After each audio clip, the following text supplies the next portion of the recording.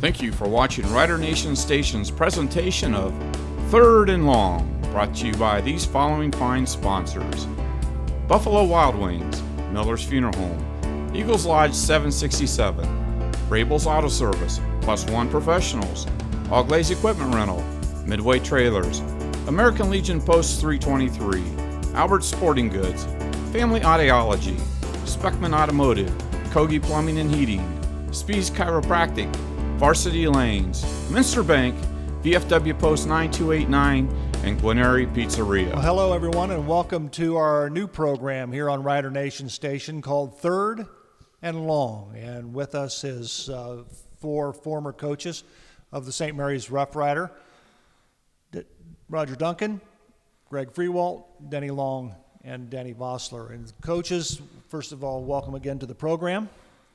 Zach, anything you want to get started with? Well, I think it's a good introduction maybe to talk about who we're talking about this week, who is Wapakoneta Redskins. St. Mary's has always had a rivalry with Salina, and that certainly when I was in school, that was our biggest rivalry. But Wapakoneta has always looked at us as their biggest rivalry. And certainly over the last 15 years, the Wapakoneta and St. Mary's football game has certainly held a lot more weight than the Salina game. So before we get jumping into here, we can just keep in mind, we can just think about the rivalry over the years and how it's changed over the years based on the different teams. You know, one of the things I want to do before we talk about from a coaching perspective, two of these individuals actually played against Wapak as players. So Denny Vossler and Greg Freewalt, I want to talk to you and ask you questions. What are some of the things that you remember playing against Wapak? Anything stand out that you can remember as a player? I just remember it was always a fierce rivalry. We always felt like we were going to get their best shot. And it was a important game for us, I think, from the standpoint that all of us had a lot of relatives and stuff. If you lived in St. Mary's, you probably have relatives or acquaintances that were in Wapak. And, it was important to win that game so that you have bragging rights for the whole year. And I remember it was one of those places where, if you lost, you may not go through Wapak for a year. You just kind of stayed out of Dodge because it was that big and that important for you, so.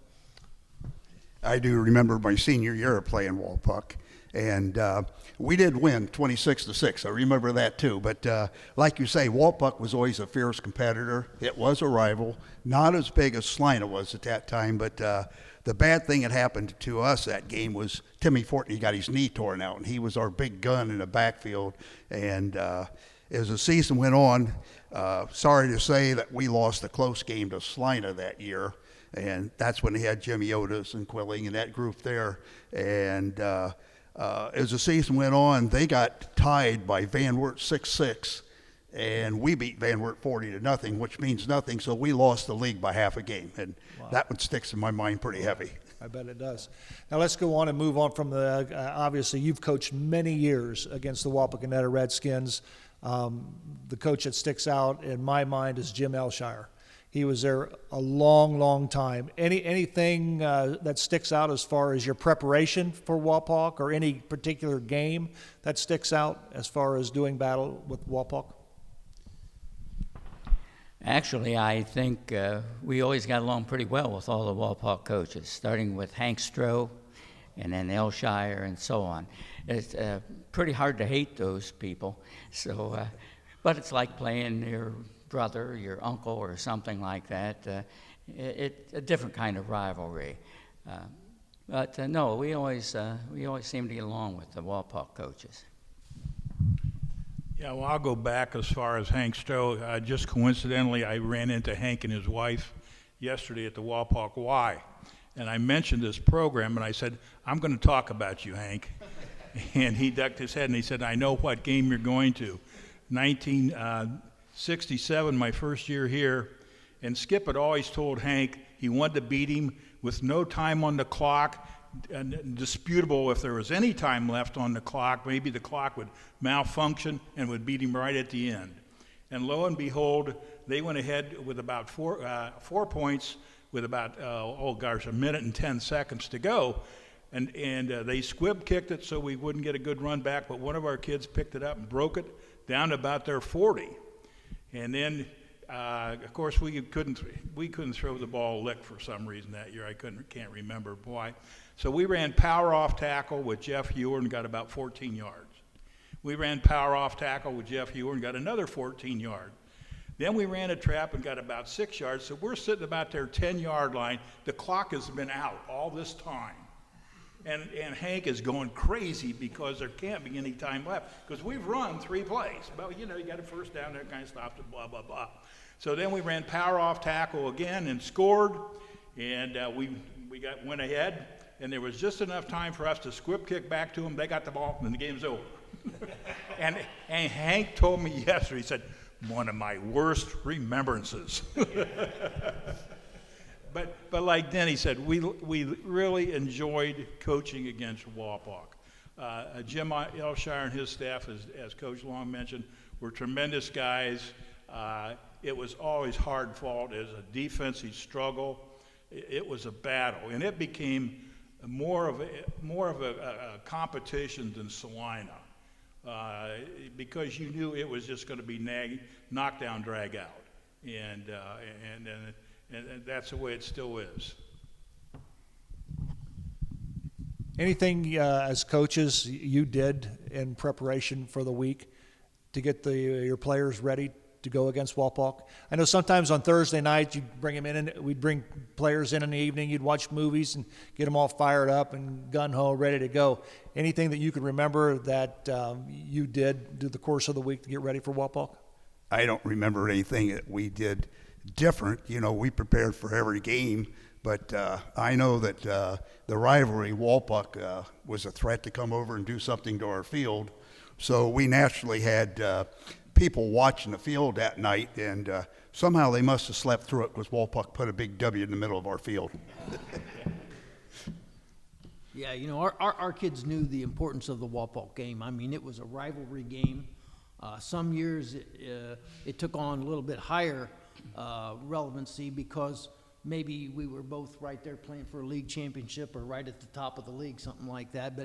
But regardless of our records and whatever, I mean, it was going to be an intense, hard-fought game, a defensive struggle, low scoring. We really never hung a lot of points on Wapak, and of course they did at the time. They really never hung a lot on us either. I mean, our kids showed up to play, their kids showed up to play. A costly turnover, a big play here or there determined the outcome of the game. That's just the way the rivalry was. It's a fine line between being ready and being excited and being all fired up and being too excited and too fired up. A lot of times, you even see this at the pros. First quarter, a good team will play really badly because they're just too excited. They're trying too hard. They jump off sides. They try to do too much in the defensive secondary to help their buddies and end up getting burned themselves. You hold because you just don't want that guy loose and so on. So there's a time you need to just calm the kids down, and I think maybe that's especially true on offense. Our kids sometimes before a big game, like down at Massillon, before the game in the locker room, they played euchre. They're not running around hitting lockers and jumping up and down and so on. Just relax. You know what you're doing. Concentrate, relax, do the right thing. Well, Roger talked a little bit about the 1967 game. I was just curious if any coaches had any other specific Wapakoneta games that stick out in their head, as this is the game that I remember from the rivalry. I think that maybe 72, we had two great running backs, Dave Wright and Craig Ewer. And we were playing Wapak. They were very good also. But, that was about my second year here, and I was so impressed by watching Skip with his offense. He would go about the first quarter feeling out the other team, what we could do and what plays we could run and go after him. And I don't remember any player that we couldn't run at or around. But they had one player, Carl Windsor.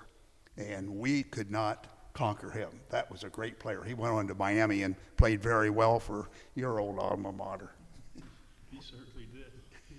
I remember a game we played over there in sometime in the mid-'80s, and it's, I think, our third game of the year.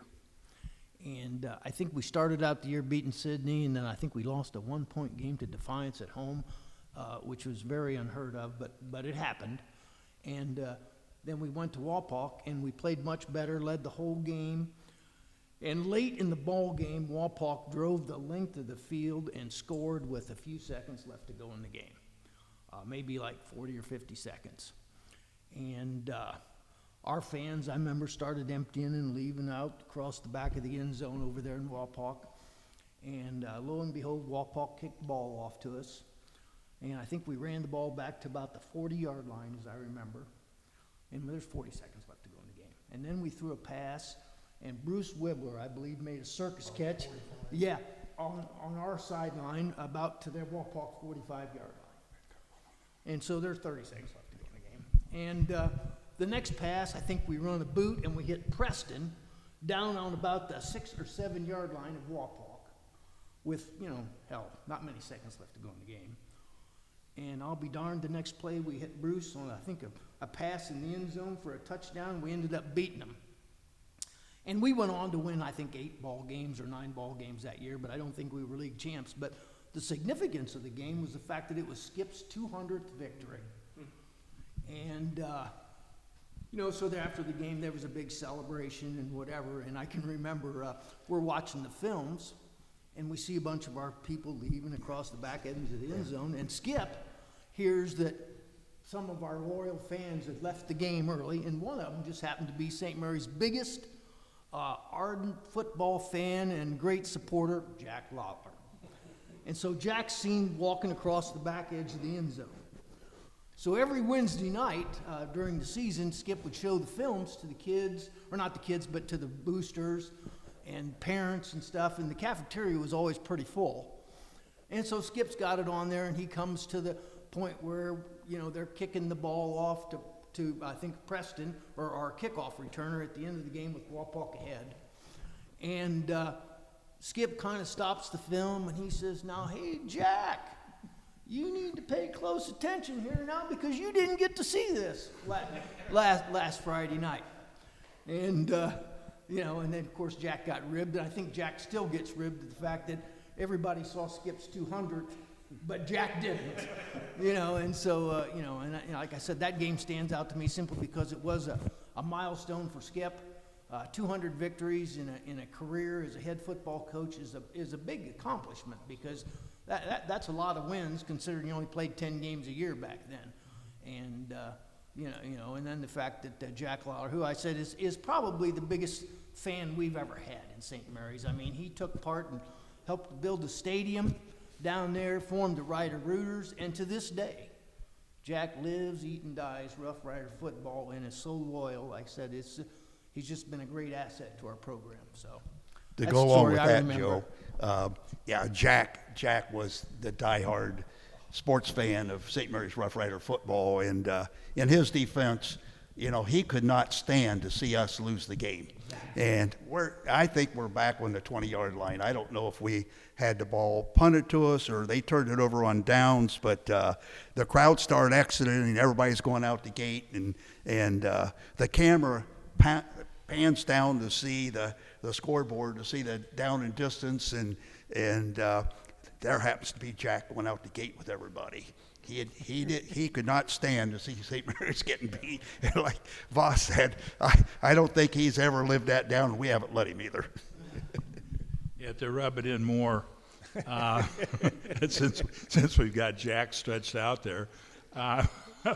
We had little buttons made. I saw Skip's 200th, and we would deliberately, Jack eats breakfast with us, and way back then he drank coffee with us, and we would deliberately wear our little buttons that I saw Skip's 200th, and we'd just look at Jack like that, and he would die. Yeah, #1 fan, great guy. Do any of you coaches remember the Hammerstein brothers that played over at Wapak?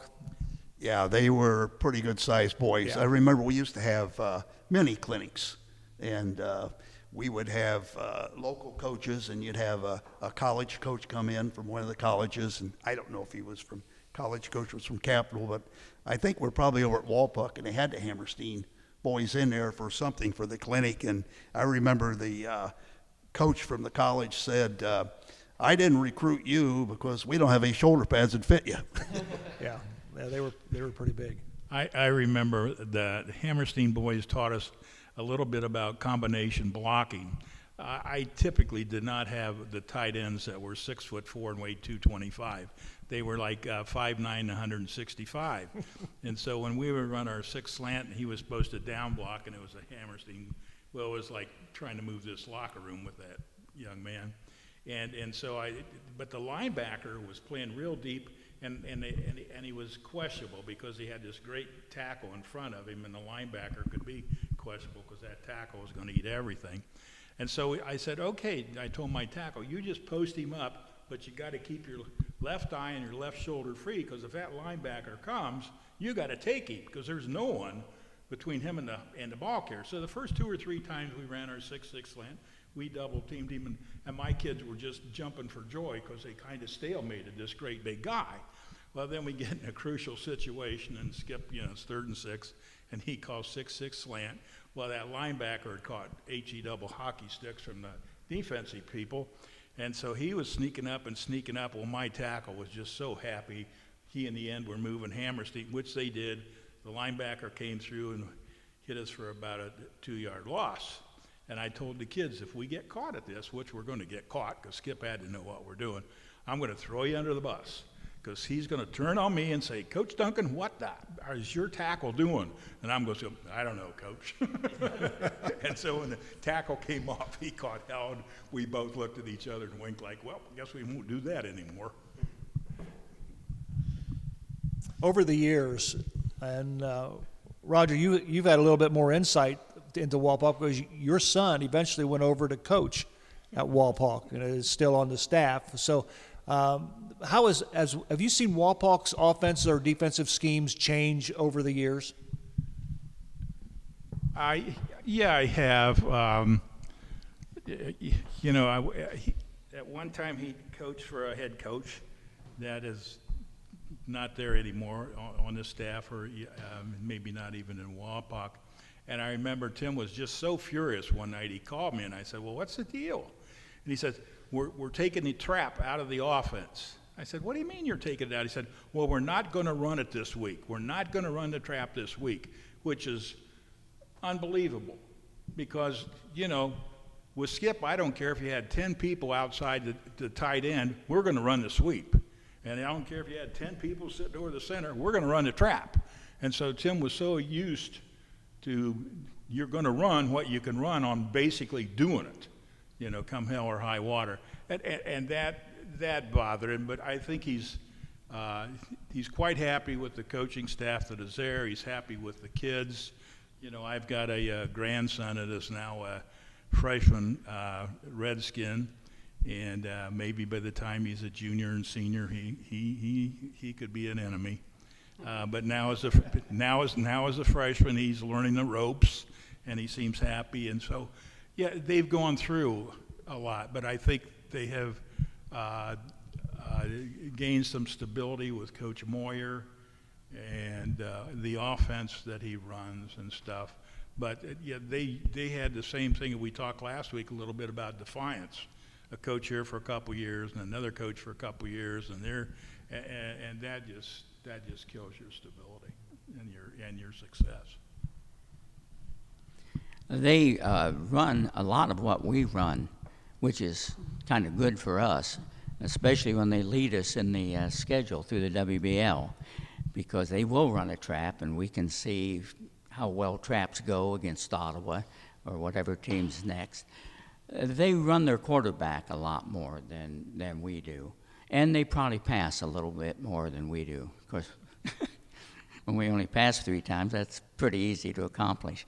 But they play just solid offense, and they do run the ball, and they will knock you right off the ball and knock you down with a big, powerful back, and then they'll run the quarterback around the end. So It's a good team. It's a good, solid program. Now, when I played in the mid-2000s, I remember them running a lot of I formation and more of the pro set offense.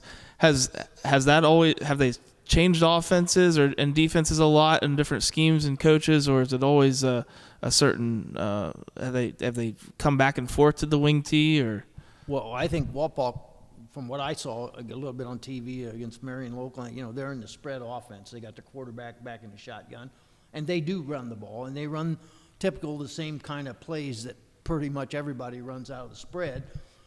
But they'll pull their guards and lead their guards and their tackles and those kind of things, and they run somewhat similar to maybe what offensive schemes in that they block a little bit the same.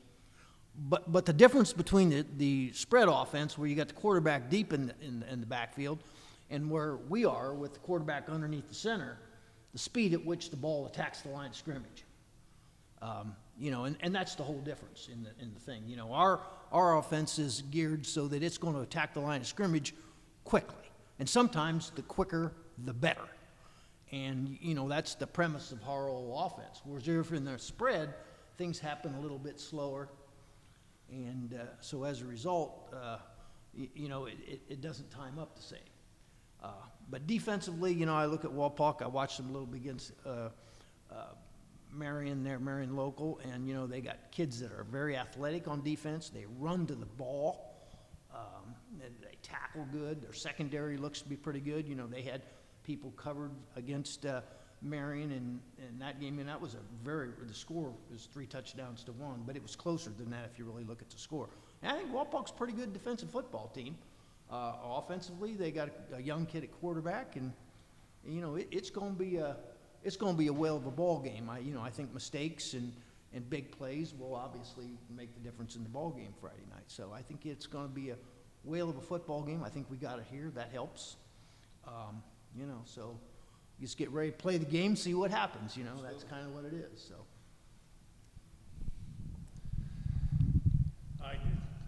I'll interject one more game. The monsoon game, about 75, just a monsoon all day long, and just ankle-deep mud all over, and it was debatable where we were going to play or not. And Wapak basically had a better team than we did that year, and so they wanted to play because they knew they thought they had us. And by a hook or crook, and I can't remember if we blocked the punt or they snapped it over the punter's head, and we got a safety. And so we were ahead the whole ball game, 2-0, 2-0, 2-0, and we kept looking at each other like, my God, can this hold? Well, with about, again, 2 minutes to go in the game, they get the ball on their own 20-yard line. And we thought, well, we got no one can make an 80-yard march in this. And unbelievably, they did. And they didn't do anything spectacular. They trapped a little bit. They ran off tackle. They trapped and scored and beat us. And it was a defeat that we didn't like. But again, as an offensive line coach, you thought, by God, you got to give those guys credit. They came off the ball and did it in a swamp when it was impossible. And I gained in that, gained a lot of respect for him for doing that. Yeah, we had a chance to kick a field goal at the end of the game. The problem is it's hard to get the ball off the ground, and our field goal kicker was Yoni Cartaloma, an exchange student, 135-pounder from Norway or someplace like that. So anyhow, I look at the end of the bench, and there's Yodi Cartaloma with 3 blankets over him, all huddled down. He didn't know what was going on. But we put him in the game, and he got the ball off the tee, and that was about it. But what a great kid, and what a spot to put a kid in like that. But we had no other choice at that point. Yoni Cartaloma.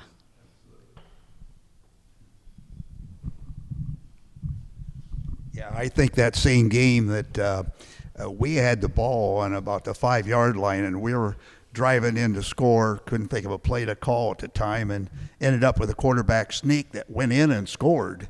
but the official threw the flag and said delay a game, so it moved us back further, and that's when we tried that field goal and missed, and from that point, they did drive it down the field on us and scored. Absolutely. As we wind things up, any final thoughts or comments or memories or reflections that you have? Well, one against memory Walpole? I had was, and this is the Walpuck game, and we had a great running back, and we're on about the 35-yard line. I don't know if it was a six slant or what, but he took off on the right, got hit, spun around, got hit again, and this guy, anytime he touched the football, he felt he was going to score. And I think that every person on the Walpuck team hit him at least once. He tiptoed down the sideline to score, and that was Jeff Sisko. Yeah, What a great player. absolutely. I remember that run Jeff had, and Jeff had somebody, a player or so before, did something out on the field, and I can remember him coming to the sideline and telling Skip, "Give me the ball." And he took the ball and came down our sideline, and there's a Walpock player I remember right next to me and Raj coming to tackle him, and Jeff took his forearm and just stuffed that kid on our sideline and dropped him, and then continued on down the sideline, scampered, and I remember Raj and me looked at each other and said, "I wouldn't want to tackle him." It was like, just amazing, that play. Yeah, the tremendous, ferocious look on his face as he just went past us, and you thought, oh my God, he's going to do it. Zach, any final thoughts? No, just thank you guys again for coming, and it's great to hear so many good stories about the Walpock rivalry, and I hope that the Rough Riders can put another page in that chapter this week. Always great to talk Rough Rider football with you fellas, and of course next week we'll be back on 3rd and Long as we talk about the OG Titans. I'm sure there's a lot of stories there. I remember a story specifically as a sophomore up at OG. We'll talk about that next week, but I want to thank you guys once again for joining us on 3rd and Long. We thank you for watching us on 3rd and Long, and don't forget to join us for the Rough Rider game against the Wapakoneta Redskins here at Grand Lake Health Systems Field. Rider Nation Station will be there to bring you all the action. Until then, so long, everyone. Thank you for watching Rider Nation Station's presentation of 3rd and Long, brought to you by these following fine sponsors: Buffalo Wild Wings, Miller's Funeral Home, Eagles Lodge 767, Rabel's Auto Service, Plus One Professionals, All Glaze Equipment Rental, Midway Trailers, American Legion Post 323, Albert Sporting Goods, Family Audiology, Speckman Automotive, Kogi Plumbing and Heating, Spees Chiropractic, Varsity Lanes, Minster Bank, VFW Post 9289, and Glenary Pizzeria. Thanks for watching another episode of Rider Nation Station.